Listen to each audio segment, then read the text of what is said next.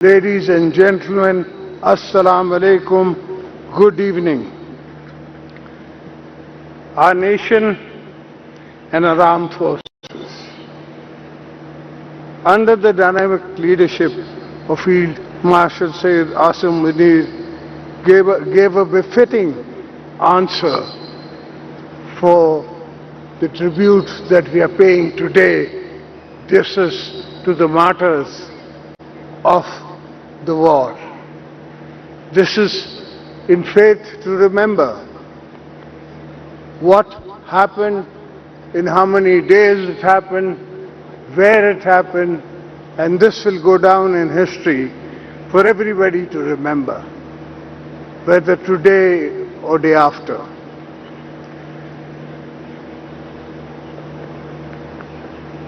Yad-e-Fatah forces under dynamic leadership of Field Marshal Sayyid Asif gave a befitting message and response to the Indian Army, to our neighbors, that we are not a small country for you to play with. We are there as partners to the world, in the world of family, of countries. We are a partner. And I think today even they understand that Pakistan is a national partner. The monument reflects the unity of the nation, strength of the armed forces, sacrifices given by the nation and the soldiers. And this I've been seeing because I was around when a lot of people weren't, when we started the 65 war. In fact, my father himself went to the Kashmir war and was called upon Qaid-e-Azam to join the Kashmir Jihad, which most of Sindh, KP, other places, everybody who could carry an arm were there, and they fought against the Indian Army. By the grace of God, we got our Durand line, our border line, but still so, a lot needs to be done. A lot needs to be done by us, the people and the public, and definitely the coming generation of Pakistan. The role that today Mia Shahbaz Sharif and General Asif Munir and Mohsin Naqvi and the Deputy Prime Minister are playing is most commendable and praiseworthy, because this dream was seen long ago. This dream was seen of an Islamic brotherhood by the great Shaheed Zulfikar Ali Bhutto when he invited everybody to come to Lahore for the Islamic conference.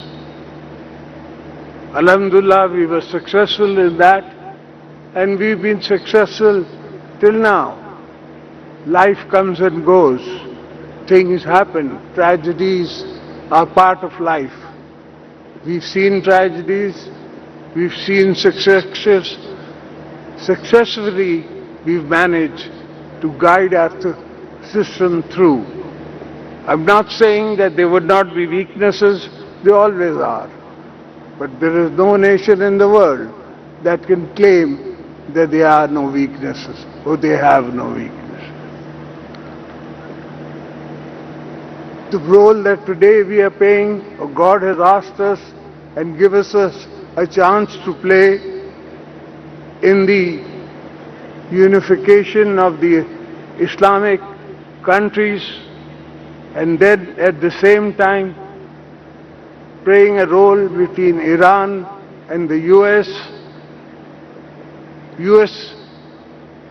has understood and has of course been grateful to our Field Marshal, and 90 times I think he's taken his name and said that he is my best Field Marshal.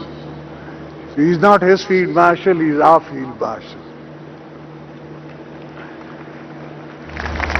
The Makkah Joint Defense Agreement is indeed again a tribute to y'all, to the Prime Minister, to the Deputy Prime Minister, to the Chief of Army Staff, to our Field Marshal, and everybody else who is involved, whether from Saudi and Mosul Naqvi for Iran, or whichever country is playing their parts, which I can't talk about, but I can definitely remind them and remember them and accept the fact that there are a lot of people who are interested in peace. Nobody wants war. War is something which is a destructive road. War was when necessary, when you could occupy, when you could feed, you could keep, you could possess, you could increase your capacity, larger countries. Today that is not the case. You can't. It won't happen. So rather than having weak states all around the Islamic states, all around the Islamic world, we would definitely accept and defend and work with states which are coming together to make the world a better place. The Indians have a different point of view. They have their own agenda in mind. They believe in Akhand Bharat. But there is a lot in between which they have forgotten. We are Muslims. They are not. But we are Muslims of the mindset that we tolerate. We have 4% Hindu population in Pakistan, and they're as free, as good as anywhere else they were. They would rather be with us than be with them.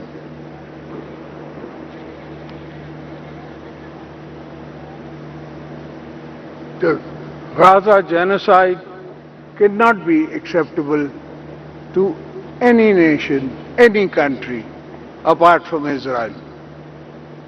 That nation, since it has come into being, has only played with war games with the world. And today, Alhamdulillah, Pakistan is part of the hope that we will stop them in the fields. We will not allow them to take over this region. A greater Israel is a dream which somebody saw on a wrong day. Our nation definitely needs help.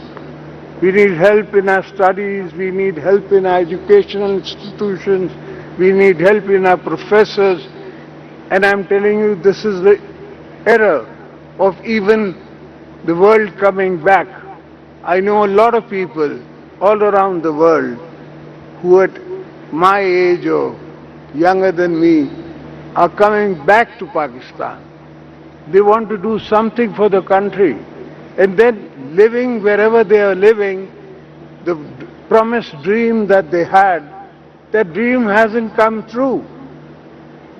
And no dream comes true in somebody else's constitutional mindset. It is only our own. This is our Dharti, this is our nation, this is our land, this is where we are going to live and die.